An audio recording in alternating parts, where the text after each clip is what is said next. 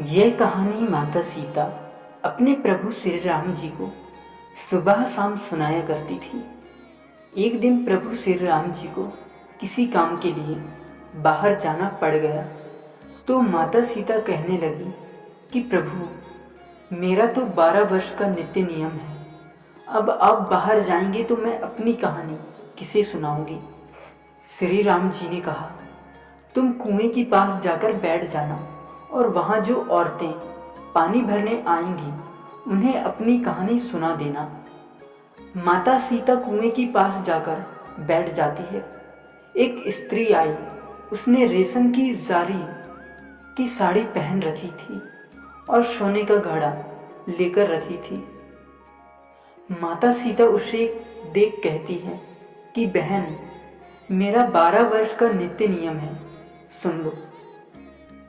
पर वह स्त्री बोली कि मैं तुम्हारी नित्य नियम सुनूंगी तो मुझे घर जाने में देर हो जाएगी और मेरी सास मुझसे लड़ेगी। उसने कहानी नहीं सुनी और चली गई। उसकी रेशम जरी की साड़ी फट गई और सोने का घड़ा मिट्टी के घड़े में बदल गया। सास ने देखा तो पूछा कि ये किसका दोष अपने सिर लेकर आ गई है। बहू ने कहा कि कुएं पर एक औरत बैठी थी। उसने कहानी सुनने के लिए कहा, लेकिन मैंने नहीं सुनी, जिसका यह फल मिला। बहू की बात सुनकर अगले दिन वही साड़ी और घड़ा लेकर उसकी सास कुएं की पाल पर गई। सास को वहीं पर माता सीता बैठी हुई मिली तो माता सीता ने कहा कि बहन, मेरी कहानी सुन लो। सास बोली, क्यों नहीं, मैं तो 2-3 बार तुम्हारी कहानी सुन लूंगी। माता सीता उस औरत को अपनी कहानी सुनाने लगती है। राम आए, लक्ष्मण आए, देश के पुजारी आए, नित्य नेम का नेम लाए, आओ राम, बैठो राम, तपोर सोई जियो राम, माखन मिश्री खाओ राम, दूध बतासा पियो राम, सुत के पलका राम, साल दुशाला पोठो राम, शाल दुसाला ओढ़ो राम, जब बोलूं जब रामी राम, राम संवारी सबके काम, खाली पर भंडार भरेंगे, सबका बेड़ा पार करेंगे। खाली पर भंडार भरेंगे, सबका बेड़ा पार करेंगे। श्री राम जय राम, जय जय राम, श्री राम जय राम, जय जय राम।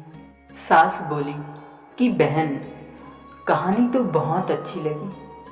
कहानी सुनकर सास घर चली गई और उसकी साड़ी फिर से रेशम जरी की साड़ी बन गई और मिट्टी का घड़ा फिर सोने के घड़े में बदल गया। बहू कहने लगी, सासू माँ, आपने यह सब कैसे किया।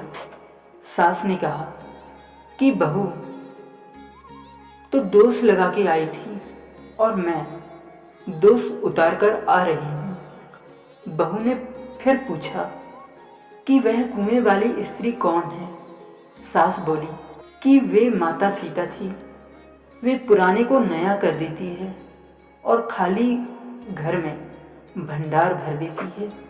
वह लक्ष्मी जी का वास घर में कर देती है। आदमी को जो भी इच्छा हो उसे पूरा कर देती है। वह बोली कि ऐसी कहानी मुझे भी सुना दो। सास बोली कि ठीक है, तुम भी सुनो।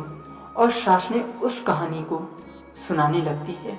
राम आए लक्ष्मण आए, देश के पुजारी आए, नित्य नेम का नेम लाए, आओ राम बैठो राम, तपोर सोई जियो राम, माखन मिश्री खाओ राम, दूध बतासा पियो राम, सुत के पलका मोठो राम, साल दुशाला पोठो राम, शाल दुसाला